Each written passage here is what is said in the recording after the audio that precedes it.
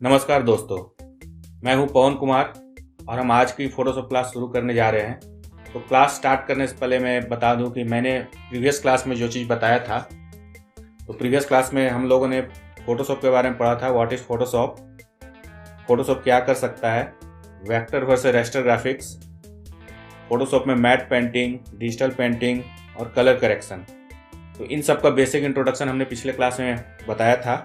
तो उसी के बेसिस पे आज की क्लास में मैं आपको पेन टूल के बारे में बताऊंगा।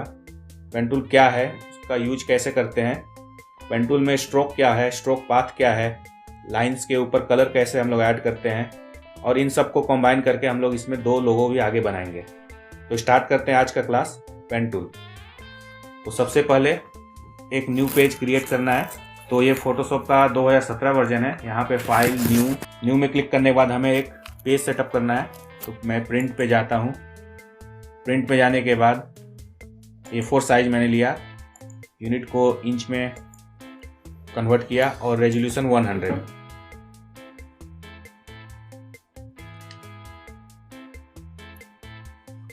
तो इस पेज में जाने के बाद ये है पेन टूल। हमें इसके बारे में आज पढ़ना है। तो पेन टूल सेलेक्ट करते ही पेन टूल से हम लाइन ड्रॉ कर सकते हैं। फर्स्ट क्लिक एक पॉइंट बना, सेकंड क्लिक उस पॉइंट के बीच एक लाइन ड्रॉ हुआ। इसमें ध्यान ये देना है कि पेन टूल में हम जो भी चीज़ बनाते हैं तो पेन टूल लेने से पहले यहाँ पर हमें पाथ लेना है। ये इस चीज़ को आप ध्यान से देखो, हमें यहाँ पे पाथ लेना है, शेप नहीं लेना है। शेप लेते ही जैसे मैं यहाँ पे कुछ ड्रॉ करूँ ये अपने आप एक लेयर बना देगा। तो इसलिए हमें यहाँ पे पाथ ड्रॉ करना है। यहाँ से मुझे पाथ लेना है। शेप क्या होता है वो मैं आगे के वीडियो में कवर कर दूंगा। फर्स्ट क्लिक में एक पॉइंट आता है, सेकंड क्लिक पे उस दो पॉइंट के बीच में लाइन ड्रॉ होता है।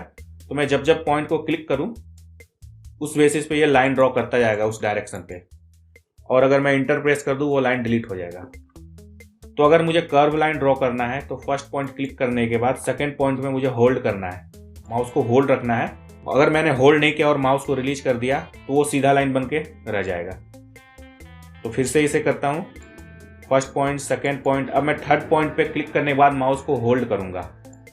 होल्ड करने के बाद माउस को ड्रैग करना है तो अपोजिट डायरेक्शन में ये कर्व बनाता है। जिस डायरेक्शन पे मैं माउस को ड्रैग करूं उसके अपोजिट डायरेक्शन में ये चीज़ को ध्यान देना है। और जब मैं कर्व बनाता हूं तो दो हैंडल भी फॉलो करते हैं उसके साथ, एक फ्रंट हैंडल और एक बैक हैंडल। तो यहाँ पे बैक हैंडल का ज़्यादा रोल नहीं होता है, फ्रंट हैंडल का रोल होता है। तो जैसा कि मैंने भी बताया कि अगर मैं नेक्स्ट पॉइंट को क्लिक करूं तो यहाँ पर अब सीधा लाइन ना बनकर कर्व लाइन बनेगा। ये देखो, कर्व लाइन बनने का रीजन ये है कि जो लाइन है वो हैंडल को फॉलो करता हुआ बनता है। तो मेरा हैंडल फ्रंट की ओर है और जब मैं यहाँ क्लिक करूँ तो लाइन उस हैंडल को फॉलो करता हुआ कर्व बना देगा। मुझे अगर सीधी लाइन चाहिए तो मुझे वो हैंडल को रिमूव करना पड़ेगा, और हैंडल रिमूव करने के लिए हमें कीबोर्ड में अल्ट प्रेस करके और मिड पॉइंट पर क्लिक कर देना है। इससे हैंडल रिमूव हो जाता है। अब हैंडल रिमूव होने के बाद जब भी लाइन बनेगा उसी डायरेक्शन पे बनेगा जहां पे मैं क्लिक करूं। ये देखो। और अगर स्ट्रेट लाइन चाहिए तो शिफ्ट प्रेस करके यहाँ क्लिक करना पड़ता है। फिर मैं नेक्स्ट क्लिक करता हूं तो सीधी लाइन बनेगी और मैंने पॉइंट को फिर से होल्ड रखा है, माउस को होल्ड रखा है। अब मैं माउस को ड्रैग करूँ तो फिर से ये कर्व बनाएगा। तो इसमें ध्यान देना यह है कि अगर मैं लेफ्ट की तरफ चलूँ तो आप ये देख रहे हैं कि राइट की तरफ से कर्व बन रहा है। अगर मैं राइट की तरफ चलूँ तो लेफ्ट की तरफ कर्व बनेगा, और अगर बॉटम चलूँ तो टॉप की तरफ। तो मतलब यही अपोजिट, जहाँ पर भी मैं ड्रॉ करूँ उसके अपोजिट कर्व बनता है। बस ये सिंपल सा इसका फॉर्मूला है कि अपोजिट रूल। तो अब मैं पेन टूल से एक छोटा सा शेप बनाने जा रहा हूँ। फर्स्ट क्लिक, शिफ्ट के साथ स्ट्रेट लाइन। मैं एक मैंगो का शेप बना रहा हूँ। जैसे ही यहाँ पे मैं क्लिक करूँगा स्ट्रेट लाइन मिलेगा, लेकिन मुझे कर्व बनाना है इसलिए मैंने माउस को होल्ड रखा है और इसे मैं ड्रैग कर रहा हूं। तो आप देखो कि ये कर्व बन रहा है। तब तक माउस को छोड़ना नहीं है जब तक आपको आपके मतलब का कर्व ना मिल जाए। अगर मैं ऐसे करके छोड़ दूं तो ये ऐसा ही रह जाएगा। तो मैं माउस को तब तक ड्रैग कर रहा हूं जब तक कि मुझे मेरा रिक्वायरमेंट ना मिल जाए। ये कर्व आ गया, मैं माउस को छोड़ दिया। मैं कर्व को हटाना चाहता हूँ, हैंडल को। तो हैंडल को हटाने के लिए अल्ट के साथ यहाँ पे क्लिक करूंगा, हैंडल हट गया। फिर से मैं यहाँ क्लिक करूंगा, ये सीधी लाइन बनेगी, और मैं फिर से हाथ को ड्रैग कर रहा हूं माउस को।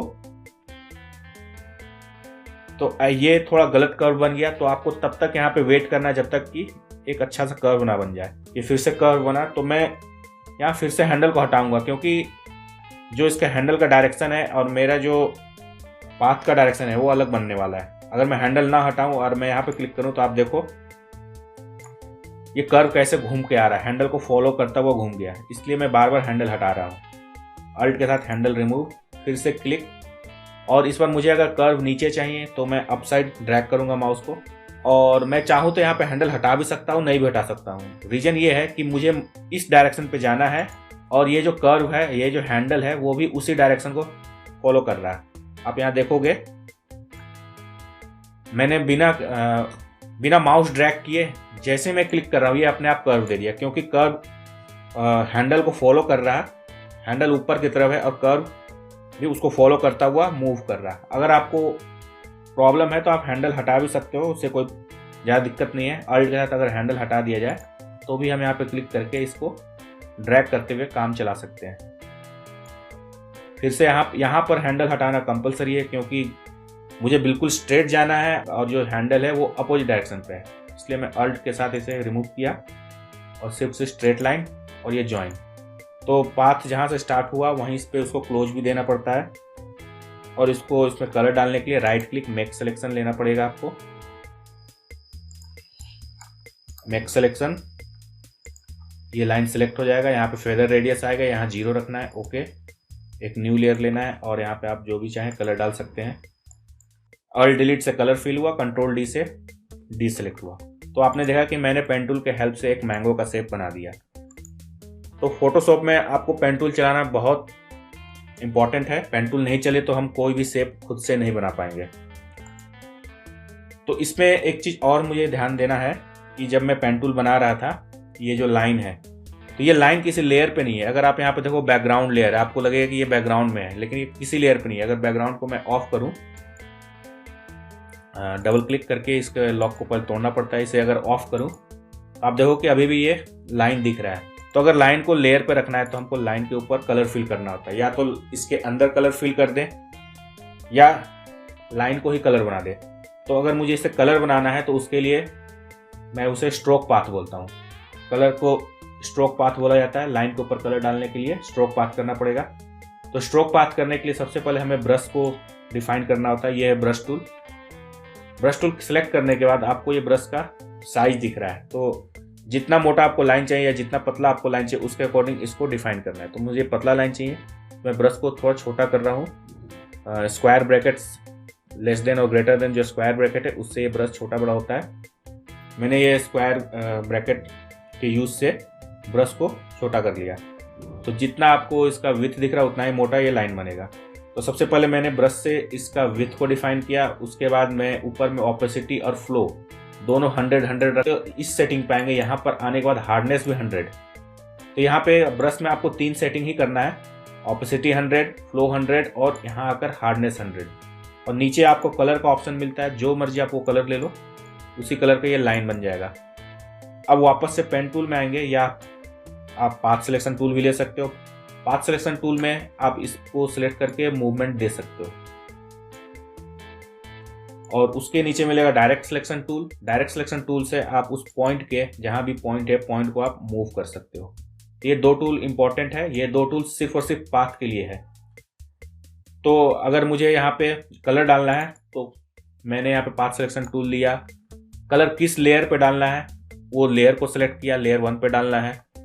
लाइन को सिलेक्ट किया, इसके ऊपर राइट क्लिक किया और यहाँ पे मिलेगा स्ट्रोक पाथ। यहाँ पे क्लिक करने के बाद यहाँ से बहुत ब्रश पे डाला है, इसलिए यहाँ से ब्रश पे क्लिक करेंगे और ये प्रेशर ऑफ रखेंगे। ये क्या होता है हम लोग आगे देखेंगे। ओके, तो आपने देखा कि जिस साइज का मैंने ब्रश लिया था उस साइज का यहाँ पे स्ट्रोक आ गया, कलर आ गया। अब बीच में जो लाइन है, लाइन को हटाना है तो सिंपल इंटर प्रेस कर देना है। तो आप देखो कि ये लेयर 1 पे ये लाइन बन चुका है। तो मैंने अभी तक आपको पेन टूल चलाना बता दिया, पेन टूल से कर्व कैसे बनाते हैं वो बता दिया, और उसके ऊपर कलर करना, स्ट्रोक पाथ करना बता दिया। अब हम लोग पेन टूल का बेसिक तो जान गए, इससे रिलेटेड लोगो बनाकर देखते हैं। तो सबसे पहले हम लोग एक लोगो बनाते हैं LG का। तो इस लोगो को मैं इस पेज पे लाता हूँ ड्रैग करके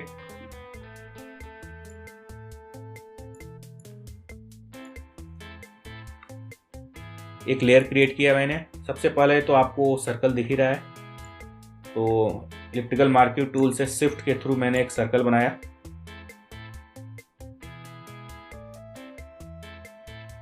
आई ड्रॉपर टूल से इसका कलर पिक कर लिया और shortcut alt plus delete colour fill करने का, और कंट्रोल डी डीसेलेक्ट। उसके बाद आपको ये जो जी का सिंबल दिख रहा है ये बनाना है। तो आप इसे गौर से देखो, ये आपको जी लग रहा है लेकिन ये एक फुल सर्कल है जिसका एक क्वार्टर कट कर दिया गया है। पाथ टूल के नीचे आपको यहाँ पे मिलता है दो टूल। यहाँ पे एलिप्स टूल है, तो हमें एलिप्स लेना है। ध्यान देना है कि एलिप्स टूल यहाँ भी है और यहाँ पे है आप इलिप्टिकल मार्क्यू टूल। तो ये टूल नहीं लेना है क्योंकि ये पाथ नहीं बनाता, ये सिलेक्शन बनाता है, और ये टूल आपको पाथ बना कर देगा। तो अगेन अगर ये टूल लेते हैं तो ऊपर में आपको यहाँ पे शेप दिख रहा है, इसको पाथ ले लेना है। तो मैंने यहाँ पे दो टूल बताया था, तो हमें अभी सिलेक्ट करना है direct selection tool. Direct selection tool का काम है पॉइंट को सिलेक्ट करना है या पॉइंट के बीच के लाइन सेगमेंट को सिलेक्ट करना है। तो ये दो पॉइंट के बीच ये लाइन सेगमेंट है, इसको ऐसे ड्रैग करके सिलेक्ट किए और डिलीट की प्रेस कर देंगे, डिलीट हो जाएगा।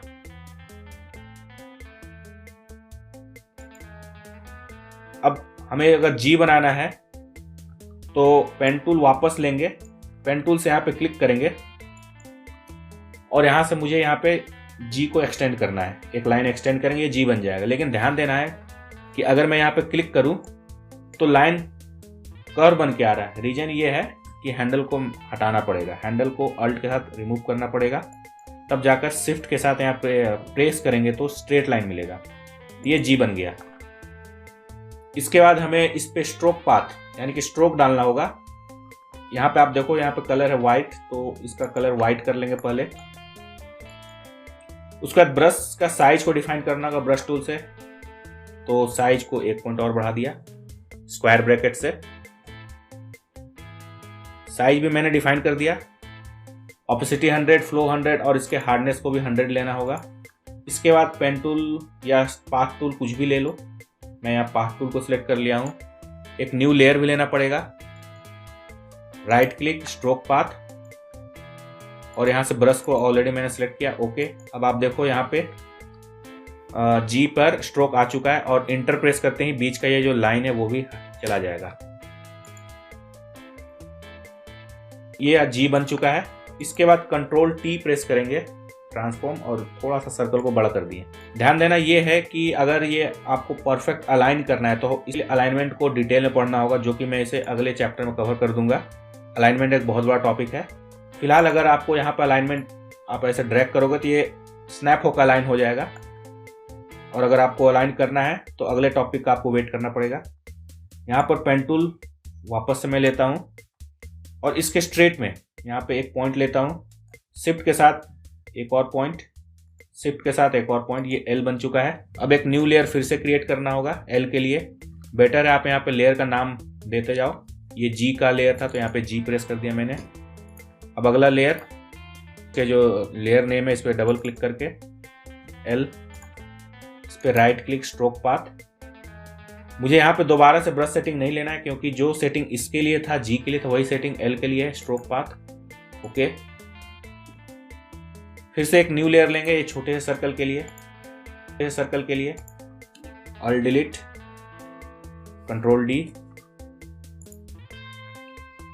तो यहाँ पे ये एलजी का लोगो तो तैयार हो गया, लेकिन इसमें एक प्रॉब्लम आपको दिख रहा हो कि सारे लाइंस के एज राउंड आ रहे हैं। तो एज राउंड आने का कारण ये है, ये फोटोशॉप है। फोटोशॉप में जो भी चीज़ बन रहा है वो ब्रश के हेल्प से बन रहा है। अगर आप यहाँ पे ब्रश को देखो तो ब्रश का शेप अपने आप में राउंड है, इसलिए ये एज राउंड ही देगा।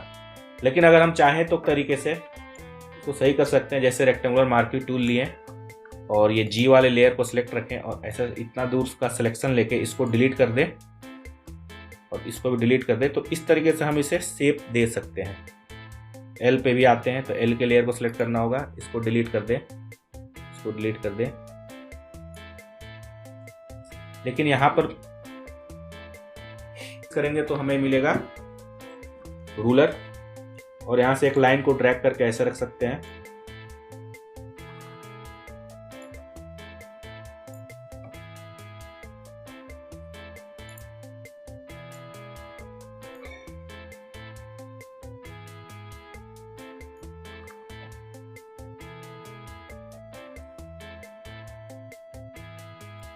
बिल्कुल परफेक्ट लाइन बनाने के लिए हमें रूलर को थोड़ा अलाइन करना पड़ता है और ऐसे पेन टूल से एक लाइन बनाकर कंट्रोल इंटर एक न्यू लेयर पे से बनाता हूं।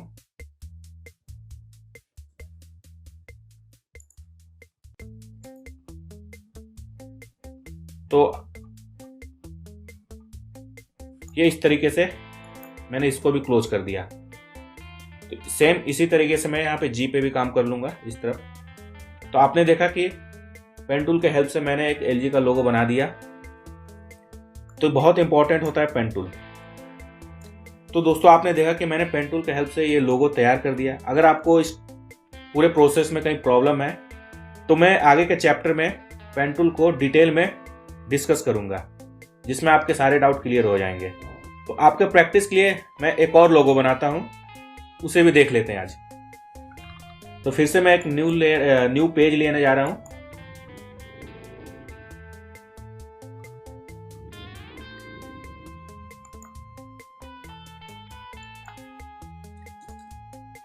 सेम वो A4 साइज, और इस बार मैं लैंडस्केप पेज ले रहा हूं विथ वाइज। इस लोगो को स्टार क्रिकेट का लोगो बनाने जा रहा हूं।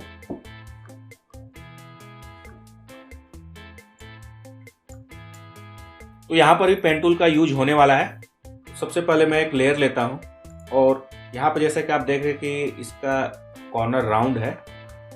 तो पाथ वाले टूल में यहां पे आपको मिलेगा रेक्टेंगल टूल। जब मैं रेक्टेंगल टूल ड्रॉ करता हूं तो यहां पे 4 कॉर्नर के ऑप्शन आपको मिलेंगे।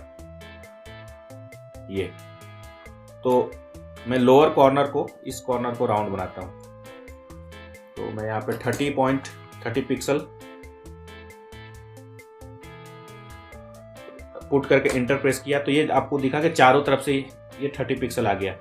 मुझे चारों तरफ से नहीं, सिर्फ लोअर कॉर्नर पे चाहिए। तो इस लॉक को ऑफ कर देना है। इसका मतलब लॉक ऑफ करने का मतलब जहां पे मैं वैल्यू डालूं वहीं पे ये पुट होगा। 30 हो गया। थोड़ा सा और बढ़ाना चाहता हूं, इसे मैं 40 कर दिया। एंटर प्रेस करना है सिलेक्शन के लिए, और इस पे आई ड्रॉपर के हेल्प से मैं इसमें ब्लू कलर डाल देता हूं। अब मुझे स्टार बनाना है। तो स्टार के लिए मेरे पास अगेन यहां पर मुझे आना है। यहां आने के बाद मुझे लेना है पॉलीगन टूल। पॉलीगन टूल में आने के बाद इसे जैसे मैं क्लिक करूंगा, ऊपर की तरफ आपको यहाँ पे इस व्हील पे क्लिक करना है। इस व्हील में क्लिक करने के बाद यहाँ पे स्टार को क्लिक करना है, स्टार। और स्टार में क्लिक करने के बाद इसके साइड्स 5 है तो 5 साइड्स के स्टार लेंगे। फिर से शिफ्ट के साथ स्ट्रेट वे में जो स्टार मिल जाए। स्टार भी ब्लू कलर का है तो एक न्यू लेयर लेना है। और यहाँ पे आपको स्टार में दिख रहा होगा इस टाइप का शेप। तो ये शेप मैं मैनुअली क्लिक करूंगा। मैं इस लेयर को ऑफ करता हूँ ताकि स्टार दिखे।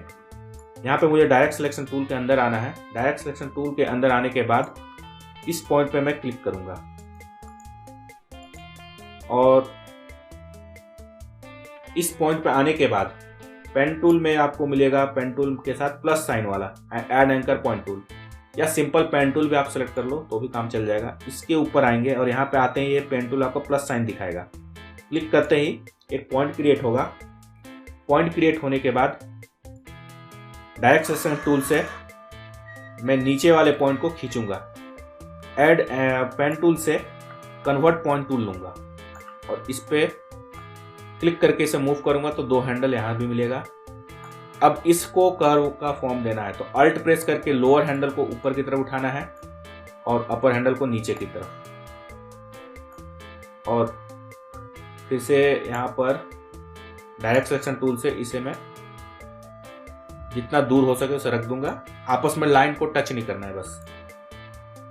तो ये स्टार का शेप भी आ चुका है। अगर आप चाहो तो थोड़ा बहुत प्रॉब्लम हो तो आप हैंडल को वापस से सही से अपने जगह पर रख सकते हैं। इसका फिर से कंट्रोल प्लस एंटर प्रेस करना है और अगेन वही ब्लू कलर इस लेयर पे अल्ट और डिलीट के हेल्प से और डी सेलेक्ट कंट्रोल डी। तो मैंने रेक्टेंगल भी बना लिया और स्टार भी बना लिया। अब यहाँ पे देखना ये है कि रेक्टेंगुलर मार्क्यू टूल से एक्स्ट्रा एरिया को डिलीट कर देता हूँ।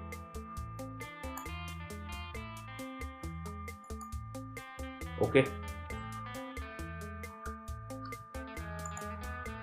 अब स्टार को इसके सामने रख देता हूं।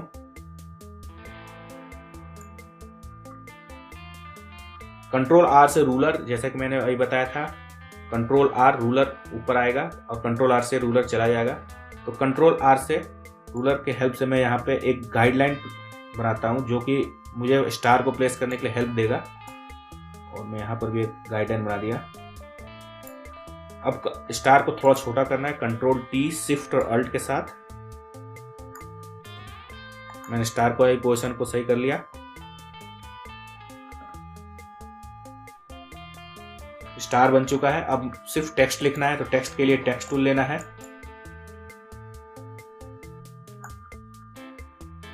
और यहाँ पे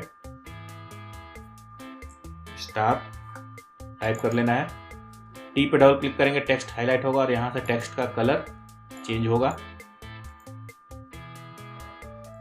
कंट्रोल टी करके मैं यहाँ से भी इसको बढ़ा सकता हूँ। फॉन्ट हम लोग अपने अकॉर्डिंग चूज कर लेंगे क्योंकि मैं भी फॉन्ट के अंदर नहीं जा रहा हूँ, नहीं तो वीडियो काफ़ी लंबी बन जाएगी। अब यहाँ स्टार के बीच में हमें गैप चाहिए, तो यहाँ पे स्पेस बार को यूज नहीं करना है क्योंकि स्पेस बार इक्वल स्पेस नहीं देगा। हमें अगेन टी पे डबल क्लिक करना है, टेक्स्ट हाईलाइट होगा और यहाँ पे इस विंडो पे क्लिक कर देना है, टॉगल द कैरेक्टर। यहाँ क्लिक करने के बाद आपको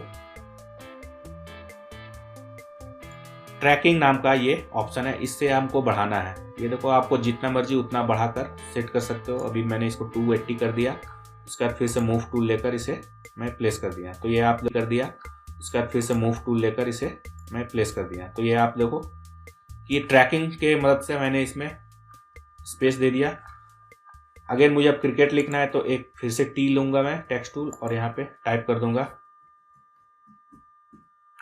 अब यहाँ पे मैं देख रहा हूँ कि यहाँ पे ऑलरेडी गैप बढ़ा हुआ आ रहा है क्योंकि मैंने यहाँ पे गैप बढ़ा दिया था। फिर से मैं टी को डबल क्लिक करके सिलेक्ट कर लिया और डिफॉल्ट जो था वो 100 पे होता है,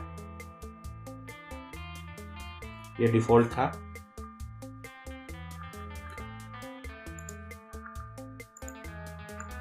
कंट्रोल टी और इसे मैं बड़ा किया स्टार के बराबर और शिफ्ट अल्ट के साथ साइड वाइज मैंने इसे कंप्रेस कर दिया। तो आप देखो ये स्टार क्रिकेट का लोगो लगभग तैयार हो गया। फॉन्ट हम लोग अपने अकॉर्डिंग इसे सिलेक्ट कर लेंगे।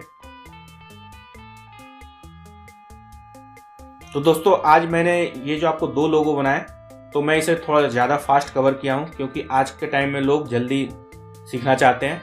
अगर आपको इस सेशन में कहीं पर डाउट हो तो आप नीचे कमेंट के सेक्शन पे ज़रूर लिखें, उसका मैं रिप्लाई ज़रूर करूँगा। और आपको कुछ और प्रॉब्लम हो तो मैं अलग से वीडियो भी बना दूँगा। धन्यवाद, आज के लिए इतना ही। मिलते हैं अगले लेसन में।